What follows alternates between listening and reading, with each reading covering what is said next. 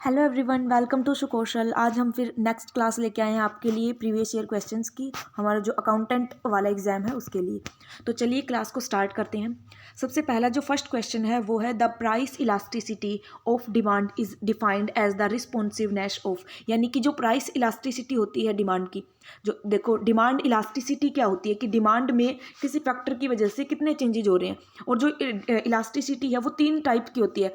एक होती है प्राइस इलास्टिसिटी, एक होती है इनकम इलास्टिसिटी और एक होती है क्रॉस इलास्टिसिटी। प्राइस इलास्टिसिटी की प्राइस की वजह से डिमांड में कितना चेंज हो रहा है। इनकम इलास्टिसिटी की उपभोक्ता जो कस्टमर है उसकी इनकम में चेंज होने से कितने परसेंटेज हमारी डिमांड में चेंज हो रहा है। और क्रॉस इलास्टिसिटी होता है कि रिलेटेड जो गुड्स हैं उनके प्राइस में चेंज होने से एक पर्टिकुलर जो गुड्स है उसकी डिमांड में कितना चेंज हो रहा है। तो यहाँ पर हमसे पूछा गया है प्राइस इलास्टिसिटी के बारे में कि प्राइस इलास्टिसिटी क्या होती है। ऑप्शन नंबर ए है price to change in quantity demanded, कि प्राइस में चेंज किसकी वजह से, क्वांटिटी डिमांडेड में चेंज की वजह से। देन है quantity demanded to a change in price, कि क्वांटिटी जो डिमांडेड है उसके अंदर change due to change in price, की कीमत में परिवर्तन की वजह से जो मांगी गई मात्रा है क्वांटिटी डिमांडेड है उसमें परिवर्तन। नेक्स्ट है price to change in a income, कि प्राइस में चेंज इनकम की वजह से। नेक्स्ट है quantity demanded to change in income, की क्वांटिटी जो डिमांडेड है वो चेंज हो रही है due to change in income, income की वजह से। अब देखो प्राइस वाली है तो प्राइस की वजह से डिमांड में क्या चेंज हो रहा है, ठीक है। तो यानी कि इस हिसाब से हम देखें तो कि क्वांटिटी जो डिमांडेड है उसके अंदर कितना चेंज हुआ ड्यू टू प्राइस। तो ऑप्शन नंबर बी जो है वो हमारा राइट आंसर हो जाएगा, ठीक है। नेक्स्ट है question number 2, shareholders are treated as a creditors for the amounts they paid on the shares they subscribed to under, यानी कि जो हमारी कंपनी के शेयर होल्डर्स हैं उनको हम एज ए क्रेडिटर ट्रीट करते हैं, एज ए लेनदार ट्रीट करते हैं। हम उनको ये ट्रीट करते हैं कि उन्होंने जो पैसा दिया वो एक तरह से लायबिलिटी है हमारे लिए, तो इसलिए उनको क्रेडिटर ट्रीट किया जाता है। ये जो क्रेडिटर को ट्रीट करना शेयर होल्डर्स को, ये कौन सी जो अकाउंटिंग का कंसेप्ट है उसके ऊपर बेस्ड है। सबसे पहले ए ऑप्शन है बिजनेस एंटिटी कंसेप्ट, नेक्स्ट है owner entity concept, C option है कंजर्वेटिज्म का जो कंसेप्ट है वो, या फिर कॉस्ट कंसेप्ट। अब देखो बिजनेस एंटिटी कंसेप्ट क्या होता है कि जहां पर हम बिजनेस को अलग एक एंटिटी मान के चलते हैं कि बिजनेस एक अलग चीज है और इसके जो मालिक हैं यानी कि जो शेयर होल्डर्स हैं उनकी एक अलग पहचान है, उनकी एक अलग आइडेंटिटी है। तो बिजनेस एंटिटी कंसेप्ट ये बोलता है। फिर है ओनर एंटिटी, ये ऐसा कोई कंसेप्ट नहीं होता ओनर एंटिटी। कंजर्वेटिज्म, कंजर्वेटिज्म का मतलब होता है कि हम हमारे फ्यूचर में होने वाले जो लॉस हैं उनको तो कंसिडर कर रहे हैं, उनके लिए तो प्रोविजन बना के चल रहे हैं, लेकिन जो फ्यूचर में होने वाले प्रॉफिट्स हैं जिनकी पॉसिबिलिटी है कि भाई वो प्रॉफिट हो सकते हैं, उनके लिए कोई मतलब अरेंजमेंट वो सिस्टम नहीं कर रहे, उनको कंसिडर ही नहीं कर रहे। फिर है कॉस्ट कंसेप्ट, जहाँ पर ये है कि हमें जो अकाउंटिंग रिकॉर्ड्स के अंदर जो एसेट्स वगैरह दिखाते हैं वो उस वैल्यू पे दिखाएंगे जो उसको खरीदते टाइम जो हमें कॉस्ट पड़ी, ठीक है। तो ये कॉस्ट कंसेप्ट बोलता है। अब यहाँ पे पूछा गया है कि शेयर होल्डर्स को क्रेडिटर ट्रीट करते हैं, यानी कि हम उनको एक बाहर की पार्टी ट्रीट करते हैं शेयर होल्डर्स को। ये किसके अंदर होता है, ये होता है बिजनेस एंटिटी कंसेप्ट में, कि बिजनेस की एक अलग एंटिटी है और शेयर होल्डर्स की अलग है, इसलिए इन्होंने जो पैसा दिया है उसको हम एक तरह से लोन की तरह ट्रीट करेंगे, एक लाइबिलिटी की तरह, दायित्व की तरह ट्रीट करेंगे, ठीक है। Option number A is the right answer. Next है question number 3, which one of the following statement is wrong in relationship between AC और MC। यहाँ पर है एवरेज कॉस्ट और मार्जिनल कॉस्ट, इनके बीच में रिलेशन पूछा है कि इनमें से कौन सा जो रिलेशन है वो गलत है। अब पहले हम समझते हैं कि ये होती क्या है एवरेज कॉस्ट और मार्जिनल कॉस्ट। अब देखो एवरेज कॉस्ट क्या होती है, एवरेज कॉस्ट यानी कि पर यूनिट कॉस्ट, की एक यूनिट पे कितनी कॉस्ट आ रही है, कैसे निकालते हैं, total cost divide by number of unit, कितनी यूनिट हमने प्रोड्यूस की है, वो होती है एवरेज कॉस्ट। मार्जिनल कॉस्ट की बात करें तो मार्जिनल है कि एक एक्स्ट्रा यूनिट का प्रोडक्शन करने से टोटल में जो चेंज हुआ है वो कितना है, उसको बोलते हैं मार्जिनल कॉस्ट, ठीक है। तो एवरेज और मार्जिनल, अब इनके बीच में क्या रिलेशन होता है, ये देखो यहाँ पर डायग्राम में, यहाँ पर ये है हमारी एवरेज कॉस्ट और यहाँ पे नीचे से आ रही है इसको मार्जिनल कॉस्ट। तो सबसे पहले है कि when average cost is falling, यानी कि जब एवरेज कॉस्ट कम हो रही होती है, MC lies below the AC, की जो MC है मार्जिनल कॉस्ट है वो उसके नीचे होती है। देखो यहाँ पर ये कम हो रही है और इसके नीचे है ये मार्जिनल कॉस्ट, तो यानी कि जब एवरेज कॉस्ट कम होती है तो जो मार्जिनल कॉस्ट है वो उसके नीचे होती है। नेक्स्ट है फिर when average cost become constant, की जब एवरेज कॉस्ट जो है वो कॉन्स्टेंट हो जाती है, marginal cost also become equal to it, यानी कि मार्जिनल कॉस्ट जो वो इसके इक्वल बराबर होती है उस पॉइंट पे। यहाँ पे देखो यहाँ पर ये जो एवरेज कॉस्ट है ये इसके बराबर है। यहाँ पे एक मिनट कलर चेंज कर लेते हैं।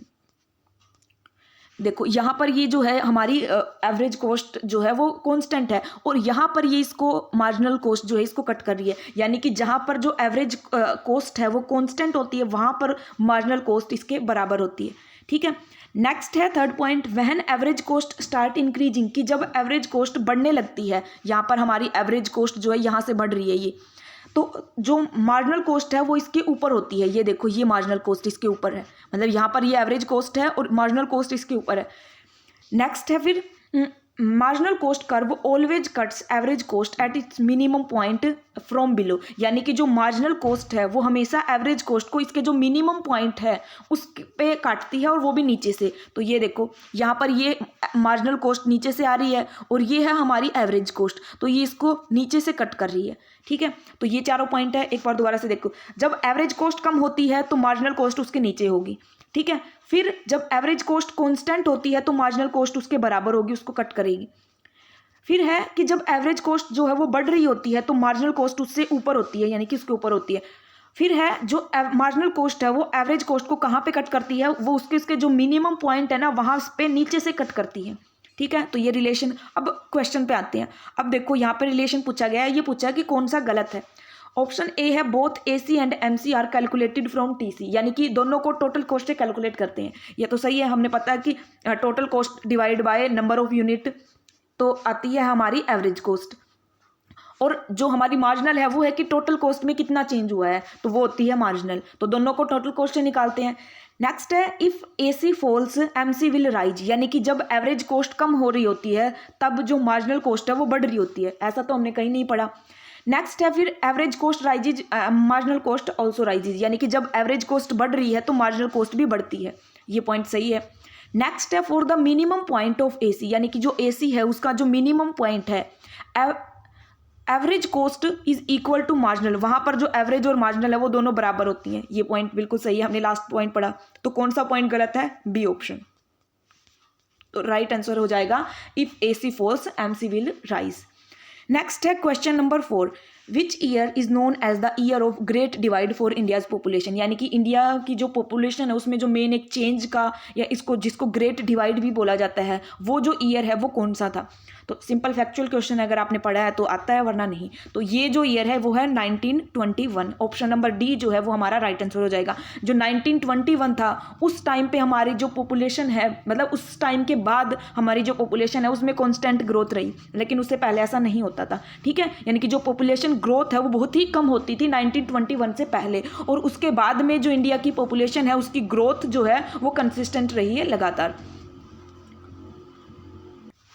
नेक्स्ट है question number 5, the industrial sector face the process of retrogression and deceleration during, यानी कि जो हमारा इंडस्ट्रियल सेक्टर है उसने किस टाइम पीरियड के अंदर रेट्रोग्रेशन और डेसलरेशन का जो प्रोसेस है उसको फेस किया। अब ये रेट्रोग्रेशन और डेसलरेशन क्या होता है? अब देखो, रेट्रोग्रेशन एक तो होता है प्रोग्रेशन, यानी कि हम एक तरह से ऊपर उठ रहे हैं, प्रोग्रेस कर रहे हैं, और एक होता है रेट्रोग्रेशन, यानी कि हम हमारी जो कंडीशन है उससे नीचे जा रहे हैं। ठीक है, तो और एक होता है डेसलरेशन। डेसलरेशन एक तरह से अब मंदी को समझ सकते हो, मतलब इसको कंसिडर कर सकते हो मंदी, यानी कि जो ग्रोथ की जो रेट है वो एक तरह से कम है या इतनी अच्छे से नहीं कर रहा ग्रोथ सेक्टर। तो जो इंडस्ट्रियल सेक्टर है उसमें रेट्रोग्रेशन और डेसलरेशन की जो कंडीशंस है वो कब फेस हुई थी, किस टाइम पीरियड में? ऑप्शन नंबर है ए है 50 65, 90 to 2005, या 80 to 95, या 65 to 80। तो ये जो टाइम पीरियड है वो था 1965 से 1980 तक का। इस टाइम पीरियड के अंदर जो हमारा इंडस्ट्रियल सेक्टर है उसमें एक तरह से प्रोग्रेस है वो नहीं अचीव की, वो वापस नीचे की तरफ जा रहा था उसकी ग्रोथ। ठीक है, नेक्स्ट है question number 6, the green revolution is also known as, यानी कि जो हरित क्रांति ग्रीन रिवॉल्यूशन जो आया था उसको किस दूसरे नाम से जानते हैं? व्हीट रिवॉल्यूशन, फॉरेस्ट, मेज, या फिर राइस। अब देखो, जब ग्रीन रिवॉल्यूशन आया था, हरित क्रांति आई थी, उस टाइम पे किस चीज़ का प्रोडक्शन ज़्यादा बढ़ा था, उसी से रिलेट करेंगे कि भाई उस टाइम पे जो हमारी क्या बोलते हैं इसको, एग्रीकल्चर में बहुत ज़्यादा ग्रोथ हुई थी। ठीक है, तो अब इस ग्रोथ में कौन सी एक तरह से फसल में हुई थी? तो वो जो थी वो फसल थी, वो थी गेहूं, व्हीट रिवॉल्यूशन। तो इसलिए इसको व्हीट रिवॉल्यूशन के नाम से भी जानते हैं। ठीक है, क्योंकि उस टाइम पे जो गेहूं है उसकी अलग तरीके के बीज जो है वो यूज किए गए थे, उससे गेहूं का जो प्रोडक्शन है वो बहुत हाई लेवल तक बढ़ा था। तो इस वजह से उस टाइम पे हरित क्रांति या ग्रीन रिवॉल्यूशन आया था। तो वो किसकी वजह से आया था? Wheat revolution. तो इसको दूसरे नाम जो है वो है व्हीट रिवॉल्यूशन या ग्रीन रिवॉल्यूशन, ठीक है। और ये कब आया था? 1966 में, ईयर भी याद रखना। नेक्स्ट है question number 7, one of the primary difference between marginal costing and absorption costing is regarded the treatment of which of the following, यानी कि जो मार्जिनल कॉस्टिंग है और जो अब्जॉर्प्शन कॉस्टिंग है, इनके बीच में मेन डिफरेंस जो है वो क्या होता है। अब देखो, जो मार्जिनल कॉस्टिंग है उसके अंदर हम सिर्फ वेरिएबल कॉस्ट को ही कंसीडर करते हैं कि जो प्रोडक्शन बढ़ाने के साथ साथ बढ़ती है और प्रोडक्शन कम होने के साथ घटती है, उस कॉस्ट को ही कंसीडर करते हैं। लेकिन अब्जॉर्प्शन कॉस्टिंग का एक दूसरा नाम भी होता है जिसको हम बोलते हैं फुल कॉस्टिंग। इसके अंदर हम वेरिएबल प्लस फिक्स्ड दोनों कॉस्ट को लेके चलते हैं, ठीक है, तो इसलिए इसको फुल कॉस्टिंग भी बोलते हैं। तो क्या इनके बीच में डिफरेंस है? इनके बीच में डिफरेंस है सिर्फ फिक्स्ड का, कि वेरिएबल को तो दोनों ही ले रही हैं, फिक्स को सिर्फ अब्जॉर्प्शन वाली कंसीडर कर रही है। तो फिक्स का है, तो ऑप्शन नंबर ए है वेरिएबल ओवरहेड नहीं, डायरेक्ट मटेरियल नहीं, fixed overhead yes, administration overhead भी नहीं, ठीक है। तो ऑप्शन नंबर सी जो है वो हमारा राइट आंसर हो जाएगा। फिक्स्ड ओवरहेड जो है वो एक मेन डिफरेंस है, या एक जो भी फैक्टर हम ट्रीट करते हैं उनमें एक मेन फैक्टर है जिसको अब्जॉर्प्शन में तो ट्रीट किया जाता है लेकिन मार्जिनल में नहीं किया जाता। नेक्स्ट है कैनोन्स ऑफ टैक्सेशन आर एनोसिएटेड बाय, यानी कि जो कैनोन्स ऑफ सिद्धांत एक तरह से बोलते हैं इनको, टैक्सेशन के किसने दिए थे, या इनोसिएटेड बाय या डिलीवर्ड बाय, किसने दिए थे। तो यहाँ पर नाम है, फैक्चुअल क्वेश्चन है, डॉक्टर राजा चेली, हग डोल्टन, एडम स्मिथ या बेस्टेबल। तो ये दिए थे एडम स्मिथ ने, ठीक है। तो एडम स्मिथ हैं जिन्होंने दिए थे canons of taxation in the year 1776, 1776 में इन्होंने दिए थे कैनोन्स या सिद्धांत टैक्सेशन के, जो आज भी बहुत ज़्यादा यूजफुल है, जिनका यूज किया जाता है। नेक्स्ट है in which year the income tax introduced in India. अब देखो यहाँ पर पूछा गया कि किस साल इनकम टैक्स इंट्रोड्यूस किया गया था। एक तो ये है कि अब इनकम टैक्स जो एक्ट है हमारा वो कौन सा है, तो यहाँ पर ऐसे नहीं मेंशन, यानी कि फर्स्ट टाइम, ये इसका मतलब ये पूछ रहे हैं कि फर्स्ट टाइम पे हमारे इंडिया में इनकम टैक्स जो है वो कब लागू हुआ। तो ये कब लागू हुआ था? ये लागू हुआ था 1860 में भी 1860 में, ठीक है, 1860 में। और ये 1860 में भी क्यों लागू हुआ था? जो 1857 की जो वो हमारी क्रांति हुई थी उसके अंदर जो भी एक तरह से बहुत ज़्यादा लॉस वगैरह का सिस्टम हो गया था, तो उसको की तरह से उस लॉस की भरपाई करने के लिए जो सर जेम्स विल्सन थे उन्होंने इनकम टैक्स जो है वो सबसे पहले इंट्रोड्यूस किया था इंडिया में 1860 में, ठीक है। ये नाम भी याद रखना, किसके द्वारा सबसे पहले टैक्स जो है वो इंट्रोड्यूस किया गया था, सर जेम्स विल्सन के द्वारा। नेक्स्ट है question number 10, which among the following amounts is contained in static budget. जो स्टैटिक बजट होते हैं, जिन बजट को बार बार चेंज नहीं किया जाता, इनमें से कौन सी जो अमाउंट्स हैं वो इसके अंदर इंक्लूड की जाती है। सबसे पहला है budgeted cost for actual output, यानी कि बजटेड कॉस्ट, हमने एक कॉस्ट एक तरह से सोची है, बजट बनाया एक कॉस्ट का कि ये इतनी कॉस्ट होगी, किसके लिए? एक्चुअल आउटपुट के लिए। अब देखो, जब हम बजट बना रहे हैं तो हमें एक्चुअल आउटपुट का कैसे पता चल जाएगा बजट बनाते टाइम कि एक्चुअल आउटपुट कितना होगा? वो तो तब जब एक्चुअल में होगा प्रोडक्शन तब पता चलेगा कि इतना आउटपुट हुआ है। तो बजटेड कॉस्ट एक्चुअल आउटपुट तो हो ही नहीं सकता बजट के अंदर। नेक्स्ट है actual cost for budgeted output, कि एक्चुअल में कितनी कॉस्ट आई और वो भी बजटेड आउटपुट के लिए, कि जो हमने बजट में ये बनाया था कितना प्रोडक्शन करेंगे उसकी एक्चुअल कॉस्ट। अब एक्चुअल चीज़ें तो तभी आएंगी जब हम उसको करेंगे, लेकिन स्टैटिक बजट तो वो बजट तो हमने पहले ही बना दिया एक्चुअल करने से पहले, तो जो सेकंड पॉइंट है वो भी नहीं आएगा। नेक्स्ट है budgeted cost for budgeted output, कि इतना 100 रुपये का हमने बजट बनाया, मतलब 100 रुपये की कॉस्ट कंसीडर करके, और कितनी यूनिट का बनाया, मान लो 1000 यूनिट का बनाया, तो बजटेड ही यहाँ पर क्या है? आउटपुट है, और बजटेड ही कॉस्ट है, ये इंक्लूड करते हैं बजट के अंदर। तो ऑप्शन नंबर 3 जो है वो हो जाएगा राइट आंसर। नेक्स्ट था एक्चुअल कॉस्ट और एक्चुअल आउटपुट, ये तो एक्चुअल में निकलेगा हमारा, ये तो एक्चुअल काम होगा तभी पता चलेगा, बजट में तो नहीं पता चल सकता। तो ऑप्शन नंबर सी जो है वो हमारा राइट आंसर है, कि जो स्टैटिक बजट है उसके अंदर इंक्लूड होता है बजटेड कॉस्ट, और किसके लिए? बजटेड आउटपुट के लिए, कि भाई इतनी यूनिट बनानी है और इतने रुपये का खर्चा आएगा, वो जो हम एक तरह से पहले से कैलकुलेट करके चलते हैं, बजट बना के चलते हैं। नेक्स्ट है question number 11, the process of material control involve, यानी कि जो मटेरियल कंट्रोल की प्रोसेस है वो क्या होती है स्टेप वाइज। अब देखो, मटेरियल कंट्रोल क्या होता है? मटेरियल कंट्रोल का मतलब यही है कि जो पूरा रिकॉर्ड वगैरह है मेंटेन करके रखना कि कितना मटेरियल जो है वो हमारे पास आया और कितना उसको यूज किया, कितना हमने इशू किया, कितना अभी हमारे पास स्टोरेज में है, वो सारी चीज़ों को मैनेज करना। अब यहाँ पर प्रोसेस पूछी है। अब ये देखो, ये जो निशान है यहाँ पे ये बता रहा है कि यानी कि परचेजेज जो है वो कम है इशू से। तो अब इसमें हमें रिलेशन देखना है। अब पहले आप थोड़ी सी स्टेप समझो मटेरियल कंट्रोल की। सबसे पहले हमारे पास मटेरियल आएगा। मटेरियल कैसे आएगा? जब हम परचेज करेंगे तो सबसे पहला स्टेप क्या होता है? खरीदने का। फिर जब हमने परचेज कर लिया, अब मान लो हमने ऑर्डर तो कुछ किया लेकिन एक्चुअल में हमें रिसीव उसमें से कुछ थोड़ा कम होगा या उतना भी हो सकता है, यानी कि जितना खरीदा है, ऑर्डर किया है, उससे ज़्यादा तो रिसीव नहीं हो सकता, तो फिर कुछ रिसिप्ट होगी। फिर उस रिसिप्ट को हम मतलब रिसीव हुआ जो, उसको फिर हम स्टोर करेंगे और फिर स्टोर के बाद जब कोई कस्टमर हमसे खरीदेगा तो फिर उसको इशू करेंगे। तो ऐसे प्रोसेस चलती है, पहले परचेजिंग, फिर रिसिप्ट और फिर स्टोरेज एंड देन फिर इशू। तो ये प्रोसेस देख लेते हैं। पहले इशू नहीं, पहले इशू कैसे कर देंगे? हाँ, पहले परचेज होता है, फिर रिसीव होता है, फिर स्टोरेज होता है और फिर इशू होता है। ये सही स्टेप है। नेक्स्ट देखते हैं।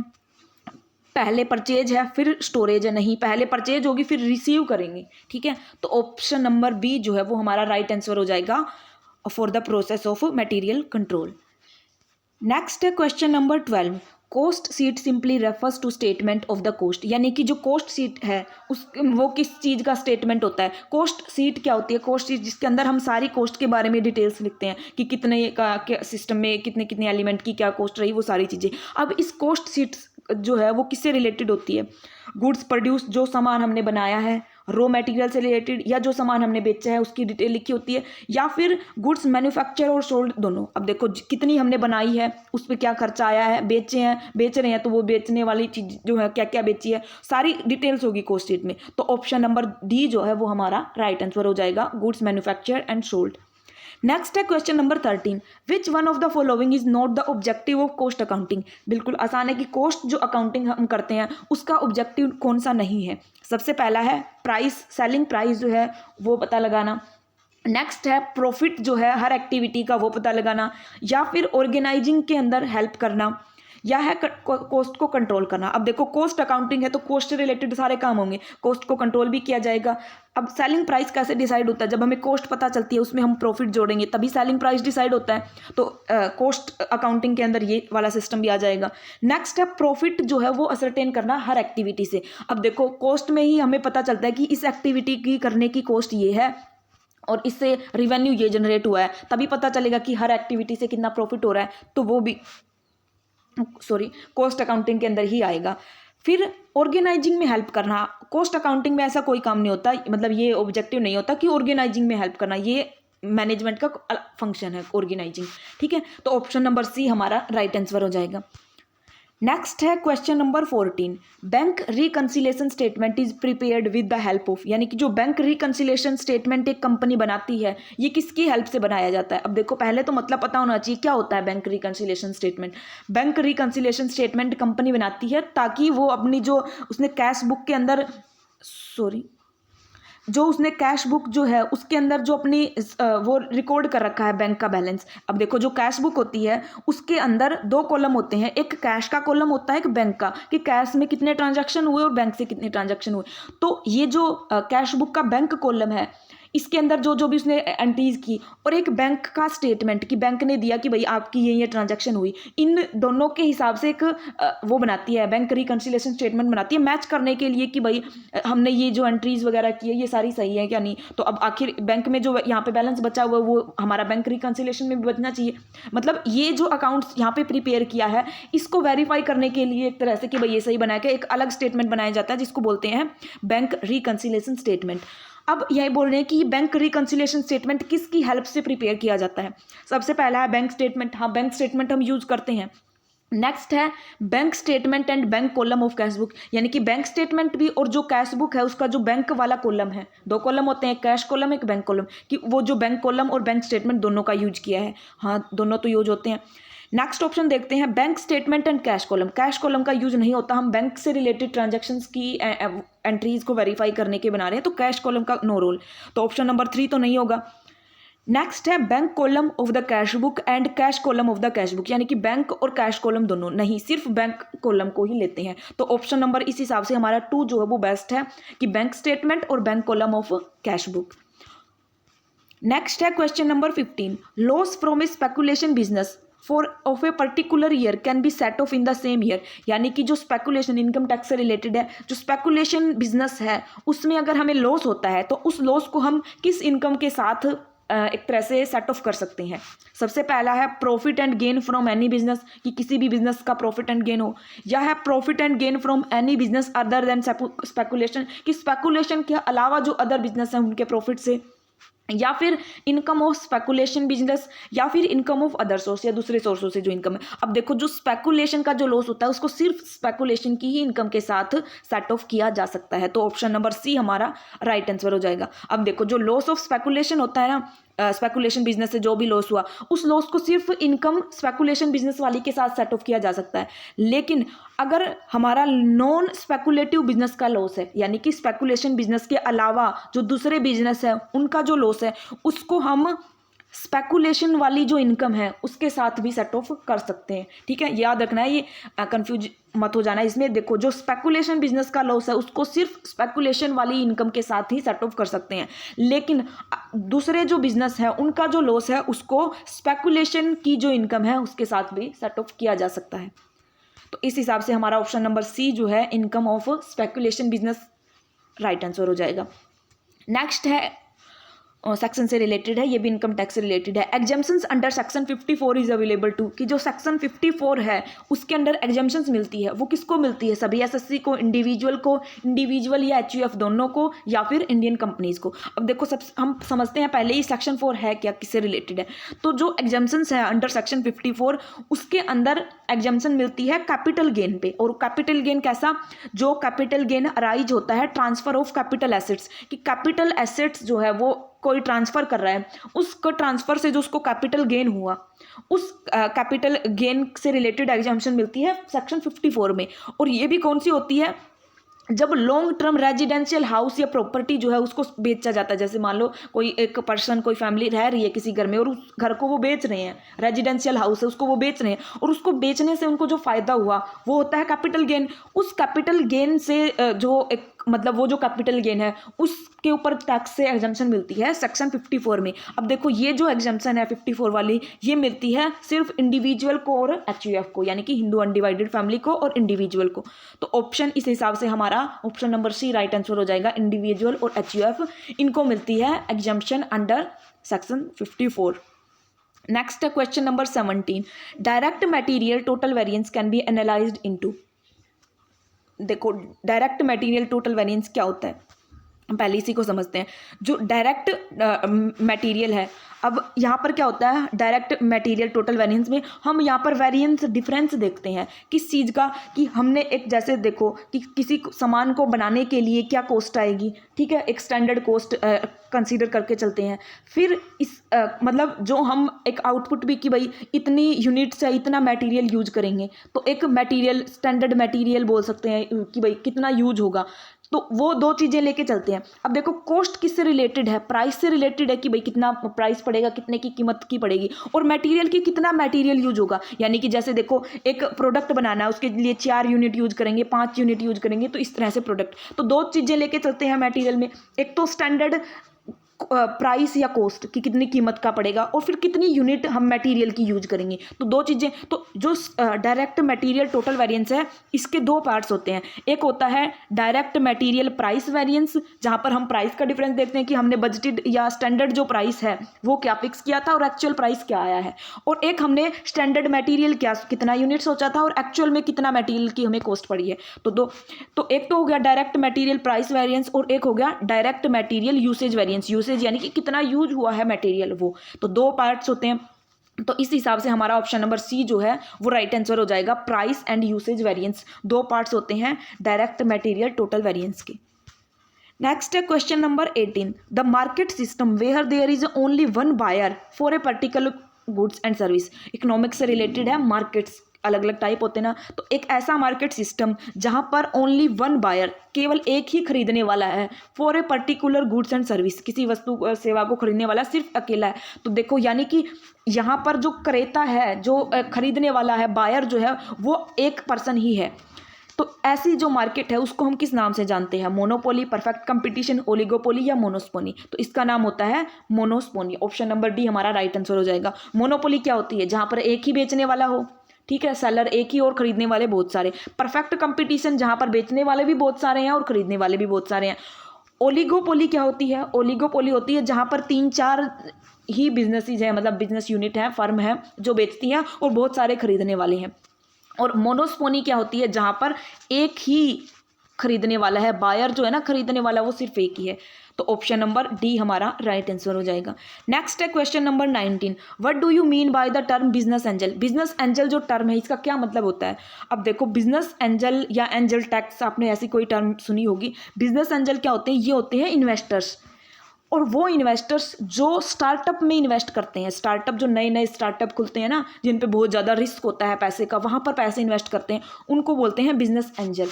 तो यहाँ पर हम ऑप्शन पढ़ते हैं, an individual who provide capital, कि एक इंडिविजुअल जो कैपिटल प्रोवाइड करता है for a business startup in return for a stake in the company, कि किसी स्टार्टअप को में पैसे देता है, कैपिटल प्रोवाइड करता है एक रिटर्न के लिए। तो ऑप्शन नंबर ए ही हमारा सही जा रहा है। बाकी भी पढ़ लेते हैं option. N individual who invest in your company, कि आपके कंपनी के शेयर में, नहीं ऐसा तो नहीं होता, सिर्फ स्टार्टअप में इन्वेस्ट करते हैं। An individual who buy more than 50% of your company share, no, ये तो सिंपल इन्वेस्टर हो सकता है। Next, an individual who acquire stake of your company and sell it to the market at a goods rate, no, this will be not. ठीक है, तो option A हमारा इस हिसाब से राइट आंसर हो जाएगा कि बिजनेस एंजल जो है वो कौन होते हैं? जो स्टार्टअप के अंदर इन्वेस्ट करते हैं, और इनके ऊपर जो टैक्स लगता है उसको बोलते हैं एंजल टैक्स। ठीक है, ये याद रखना है, एंजल टैक्स। नेक्स्ट है क्वेश्चन नंबर 20 और last, Sanjana run a leather product manufacturing unit. Sanjana है जो एक लेदर प्रोडक्ट मैन्युफैक्चरिंग की यूनिट चलाती है पुडुचेरी में। If her investment in plant and machinery is 8.75 crore then the unit is classified under, यानी कि अगर वो उसने इतने पैसे लगा रखे हैं 8.75 करोड़, तो ये कौन सी कैटेगरी होगी? माइक्रो की, स्मॉल की, मीडियम की या लार्ज की? अब एक बार हम इनकी लेटेस्ट पढ़ लेते हैं कि क्या क्या है। देखो, 3 होती हैं, एक माइक्रो, एक स्मॉल और एक मीडियम, और उससे ज़्यादा बड़ी है तो लार्ज। तो माइक्रो में क्या होता है कि जिसने इन्वेस्टमेंट कर रखी है प्लांट एंड मशीनरी और इक्विपमेंट के अंदर 1 करोड़ रुपए की, ठीक है, 1 करोड़ रुपए तक की अगर इन्वेस्टमेंट है तो वो माइक्रो के अंदर आएगी। फिर अगर 1 करोड़ से 10 करोड़ के बीच में है तो वो स्मॉल में, और 10 करोड़ से 50 करोड़ तक के बीच में है तो वो मीडियम में, और 50 से अबव है तो वो लार्ज में आ जाएगी। ठीक है, अब यहाँ पर हमें सवाल में कितना दिया हुआ है? हमें दिया गया 8.75 करोड़। तो कौन सी कैटेगरी में आएगी? ये 8.75 करोड़ है तो यहाँ पर आ रही है स्मॉल में, तो ये कौन सी हो जाएगी? Small enterprise. ठीक है, small enterprise, option number B हमारा राइट आंसर हो जाएगा। ठीक है, तो ये थी क्लास। आई होप कि आपको हेल्प कर रहे होंगे ये क्वेश्चंस। मिलते हैं फिर नेक्स्ट वीडियो में। Thanks for watching.